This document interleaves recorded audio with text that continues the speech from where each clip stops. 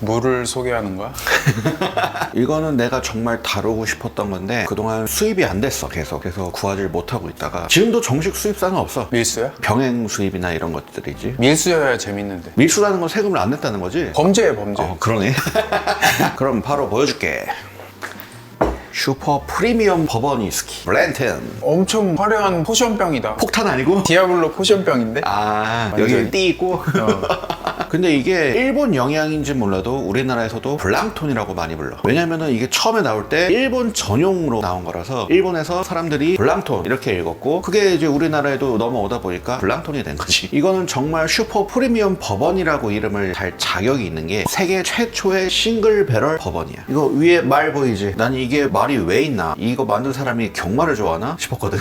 근데 그게 아니고 켄터키주가 버번 위스키랑 말이 유명하대. 그래서 켄터키 더비라고 부르는 100년 넘은 경마대회도 지금 하고 있는 거고. 여기 자세히 보면 알파벳 하나 있다. 찾을 수 있겠어? 이거 같은데? 이거? 오지. 오. 이게 블렌튼스. 각각의 알파벳이 하나씩 적혀 있고 총 8개가 있는 거야. 그러면 다 모아야 되네.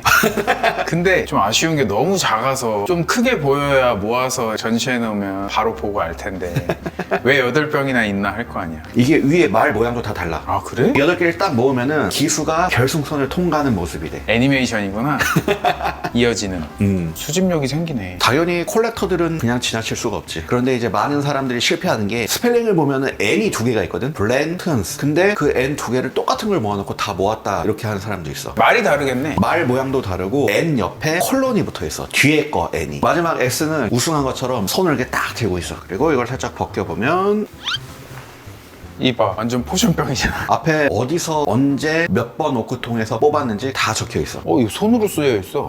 그리고 라벨도 사람이 일일이 손으로 붙여. 슈퍼 프리미엄이니까. 그리고 위쪽에 이것도 밀랍을 쫙 뿌려가지고 좀 흘러내린 모양이 나오지. 플라스틱이 아니구나.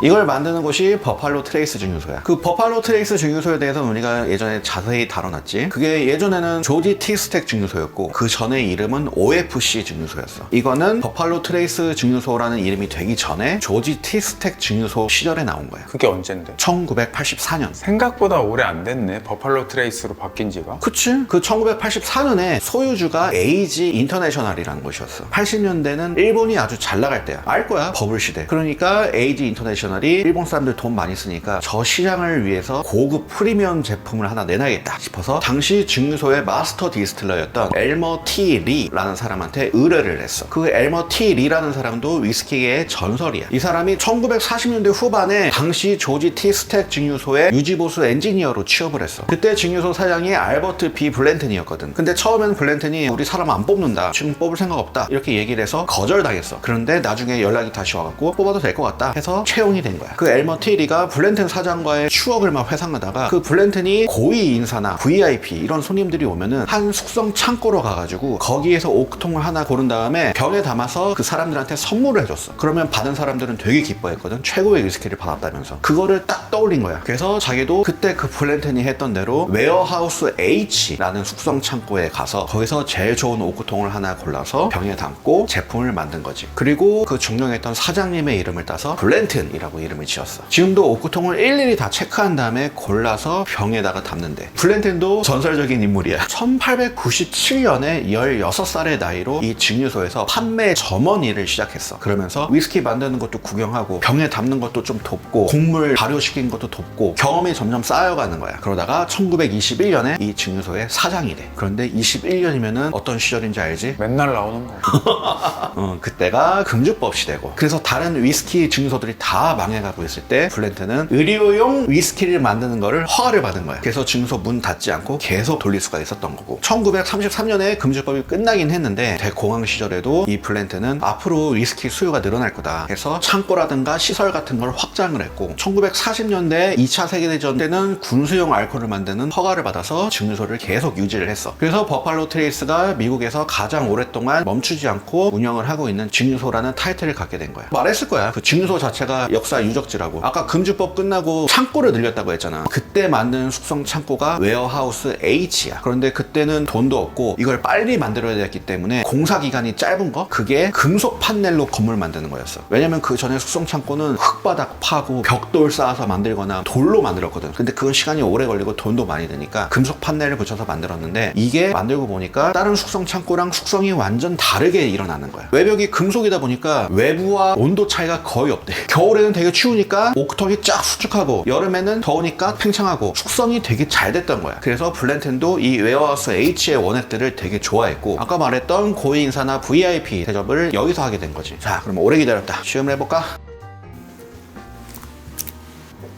자, 뽕 선생. 뽕이야? 응. 이렇게 자꾸 뽑으면 떨어지냐? 아니, 그 말이 떨어지진 않을 거야.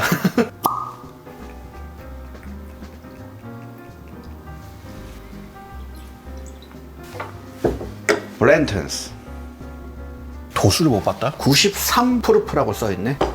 46.5도? 근데 엄청 빨개 보이더니 그렇게 빨갛진 않네. 두꺼워서 그런가 보지. 그래도 진한 편인데 내가 상상했던 그 빨간색이 아니라 갈색인데 약간 젓갈색이긴 하다. 와, 향 너무 좋은데 이거? 바로 과일인데 그냥. 버번이면 바닐라 캐러멜 같은 게 느껴져야 되는데.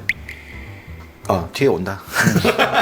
나 지금 그 얘기 하려고 했어. 내가 좋아하는 바닐라가 나서. 근데 과일인 것 같아. 다 있네. 그리고 되게 달달한 향 나지 않냐? 꿀 같은 느낌 나지 않냐? 뭔가 달아. 꿀인 것 같은데? 지금 네가 말한 거 다 나. 야, 코박죽하니까 새로운 걸 발견했어. 와, 이거는 배향인데, 배향? 과일, 그치. 그냥 과일로 뭉뚱그릴 수 없게 대놓고 배향. 어제도 집에서 배 깎아 먹었거든. 진짜? 그게 있어. 확실히 전날에 뭘 먹었지? 일단 제일 기억에 가까운 것부터 떠올라. 내가 저번에 대추 말했을 때도 그 전에 갈비찜 먹으면서 대추를 먹었거든. 그래서 너무 정확하게 그거라고 얘기할 수 있어. 마셔보자. 와, 왜 웃어? 웃다가 공기 돌아왔고. 근데 맛은 버팔로 트레이스 맛이야. 버팔로 트레이스보다는 더 진한 맛이 나는데 같은 계열 느낌? 그것보다는 여운이 좀 길지 않아? 많이 길어. 다시 마셔볼게. 왜? 피니쉬를 하는데 내가 좋아하는 향이 났거든? 바카스. 바카스라고? 아니, 나만 그렇게 느끼는 걸 수도 있고. 나는 모르겠다. 지금 마셔봤는데. 코로 할 때 코 뒤쪽에서 느껴지는 게 내가 좋아하는 향이야. 잘 됐네. 전체적으로 내 취향에 가까운 편이야. 맛은 정말 달짝지근. 꿀, 살짝 토피넛. 꿀은 확실하고 이 맛을 뭐라고 표현해야 될지 모르겠어. 그 버팔로 트레이스 같은 맛을. 버팔로 트레이스 맛이라고 하면 되지. 버팔로 트레이스 조금만 따라줘봐. 얘기 나온 길에 비교해보게. 그만. 이게 진한 색이 아니었네. 버팔로 트레이스랑 거의 비슷하네. 너 그거 맞고 다시 여기 오지? 재밌는 거 맡을 거다. 향은 다르네. 그새 에어링 됐고 옥수수나 찐 옥수수. 옥수수라고 특정하기보다 곡식 찐 느낌. 그새 바뀌네. 근데 달달한 바닐라도 아직 여전히 나. 트레이스 맛 좀 볼게. 맛이 똑같진 않나. 근데 그 공통적으로 나는 완전 비슷한 느낌이 있어. 한 반 이상을 차지하는. 이걸 말로 표현을 못하겠어. 너무 답답해 지금. 막상 처음에 버팔로 트레이스 했을 때는 별로 내 취향이 아니었거든. 경험도 없기도 했었고 초반이라서. 근데 지금은 맛있는 편인 것 같아. 맞아, 너 처음에 버번 별로 안 좋아했어. 계속 먹으면서도 버번 내 취향 아니다, 너 계속 그랬거든. 이게 경험인가? 또 옛날 걸 마시면 느끼는 게 확실히 달라. 그러니까 이제 어느 정도 다 특징을 잡은 다음부터는 그날 땡기는 걸 고를 수가 있는 거지. 너는 어지간하면 싫은 게 없었어. 얘가 술을 너무 좋아해서 그냥 싫은 게 없는 건가 싶었는데 이쯤 되니까 나도 어지간하면 다 마실만한 것 같고 특징마다 또 좋은 포인트들이 있고 하니까 각자의 매력이 있지, 개성 있고. 딱 그 말이 맞는 것 같아. 진짜 비슷한데 경험상 이게 좀 더 비싼 거에서 나는 맛이 조금 나. 뭔가 진해. 그리고 피니쉬도 달랐잖아. 여운이 훨씬 더 길게 남고 이거는 좀 짧게 마무리되는 편이고. 번갈아 마시니까 확실히 느껴지네. 피니쉬 차이가 엄청나네. 엄청 길어 이거. 나는 좋다는 말은 정말 좋을 때만 하거든. 너가 말한 대로 내가 크게 나쁘게 얘기하진 않아. 근데 이거는 좋다. 근데 나도 내가 이거 마음에 안 든다고 이거는 안 사야 돼, 쓰레기야, 이런 얘기 안 하거든. 왜냐하면 누구한테는 소중한 위스키일 맞아. 수도 있잖아. 우리가 계속 강조하는 거지. 취향이니까. 기호잖아, 기호. 이게 한국에 정식 수출을 안 하는 이유를 내가 좀 알아봤어. 아까 처음에 그 에이지 인터내셔널이 일본 시장을 타겟으로 만들었다고 했잖아. 그런데 그 에이지 인터내셔널이 나중에 다카라 홀딩스라는 일본계 회사에 팔려. 그 다카라 홀딩스의 자회사로 들어가 있어. 그러니까 주인은 일본 회사야. 그리고 거기서는 증류소만을 사제라 컴퍼니에 팔았어. 그러니까 이게 되게 복잡한 게 증류소는 사제라 컴퍼니가 갖고 있는데 브랜드들은 다카라 홀딩스가 갖고 있는 거야. 그러니까 우리나라에서도 몇몇 업체들이 이 블렌튼을 정식 수입하려고 접촉을 했는데 소유권도 복잡하고 그래서 우리나라에 들어오는 것들은 병행으로밖에 못 들어와. 나도 이거 스펠링대로 다 모으고 싶은데 포기하는 게 편할 것 같아. 일본에서는 그럼 구하기 쉬워? 그냥 인터넷에서 살 수도 있어. 그럼 일본 가까운데 인터넷에서 사면 되는 거 아니야? 다 세금 내고 8병. 나중에 여유 있으면 그렇게 해봐야겠다.